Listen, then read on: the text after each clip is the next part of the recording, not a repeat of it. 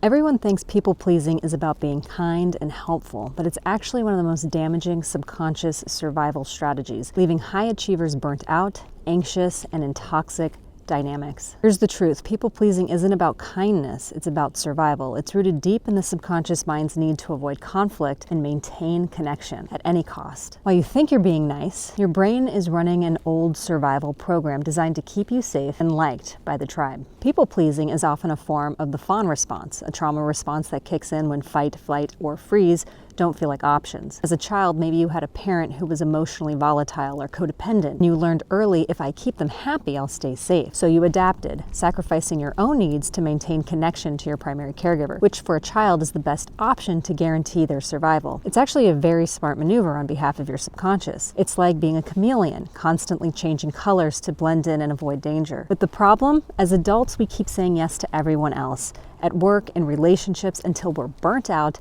anxious, and resentful. Here's the twist. When you say no to other people's requests, you're actually saying yes to you. When you start to prioritize yourself and your well-being, you will actually be more pleasant to be around, more energized, and do higher quality work. The more you abandon yourself to make others happy, the more anxiety builds, and that's when it backfires. Do you ever notice how people pleasers sometimes have explosive outbursts? It's because years of swallowed emotions eventually erupt, which sabotages your relationships, leaving you isolated and alone. I worked with a client who constantly took on extra work, terrified of disappointing her boss.